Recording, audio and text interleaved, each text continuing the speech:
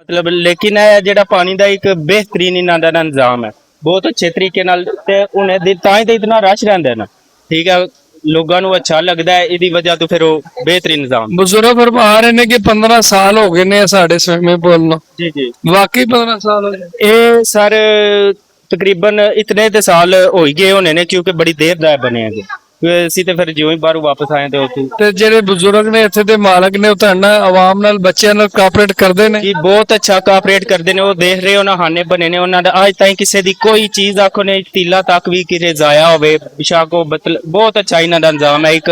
ਅੱਛਾ ਲੱਗਦਾ ਦੇਖਦੇ ਹੋ ਬੱਚਿਆਂ ਵਾਸਤੇ ਕਿੰਨਾ ਵੱਖਰਾ ਇੰਤਜ਼ਾਮ ਬਣਾਏ ਆ ਵੱਡੇ ਨੇ ਜਿਹੜੇ ਉਹਨਾਂ ਵਾਸਤੇ ਵੱਡਾ ਉਸ ਤੋਂ ਵੱਡੇ ਬੜਾ ਬਿਹਤਰੀਨ ਮੋਲ ਕਰ ਲੋ ਜੀ ਸਵਿਮਿੰਗ ਪੂਲ ਦਾ ਨਾਂ ਜੇ ਅਲਨੂਰ ਸਵਿਮਿੰਗ ਪੂਲ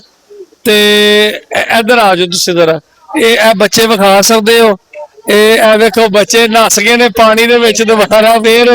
ਠੰਡ ਤੇ ਬਜ਼ੁਰਗ ਸਾਡੇ ਹੱਸਦੇ ਨੇ ਕਿ ਉਹਨਾਂ ਨੂੰ ਵੀ ਆਪਣਾ ਬਚਪਨ ਯਾਦ ਆ ਗਿਆ ਕਿ ਅਸੀਂ ਵੀ ਉਦੋਂ ਤੇ ਸਵਿਮਿੰਗ ਪੂਲ ਨਹੀਂ ਸੀ ਹੁੰਦੇ ਉਦੋਂ ਤੇ ਉਹ ਟੂਬਲ ਛੂਬਲ ਛੋਟੇ ਬੱਚੇ ਵੀ ਨੇ ਵੱਡੇ ਵੀ ਨੇ ਇੱਥੇ 3 ਸਾਲ ਦਾ ਬੱਚਾ ਵੀ ਨਹਾਉਂਦਾ 3 ਸਾਲ ਦਾ ਬੱਚਾ ਵੀ ਨਹਾ ਸਕਦਾ ਇਹ ਉਸ ਬੱਚੇ ਅਸੀਂ ਤਿਆਰ ਕੀਤਾ ਲੈਦਾ ਅੱਛਾ ਤੇ ਸਿਕਿਉਰਿਟੀ ਦਾ ਬੜਾ ਅੱਛਾ ਨਿਜ਼ਾਮ ਨੇ ਜਿਹੜੇ ਕਿ ਭਾਈ ਨੇ ਕੀ ਨਾਮ ਤੁਹਾਡਾ? ਪਰਵੇਜ਼ ਅਲੀ ਹਾਂ ਪਰਵੇਜ਼ ਅਲੀ ਪਰਵੇਜ਼ ਸਾਹਿਬ ਨੇ ਪਰਵੇਜ਼ ਸਾਹਿਬ ਦੀ ਡਿਊਟੀ ਹੈ ਕੋਈ ਬੱਚਾ ਐਸੀ ਹਰਕਤ ਕਰੇ ਜਿਹਦੇ ਨਾਲ ਕੋਈ ਨੁਕਸਾਨ ਹੋਣ ਦਾ ਖਦਸ਼ਾ ਹੋਵੇ ਫੌਰੀ ਤੌਰ ਤੇ ਸਿਟੀ ਮਾਰ ਕੇ ਰੋਕ ਛੱਡਦੇ ਨੇ ਕਿਵੇਂ ਮਾਰਦੇ ਹੋ ਸਿਟੀ?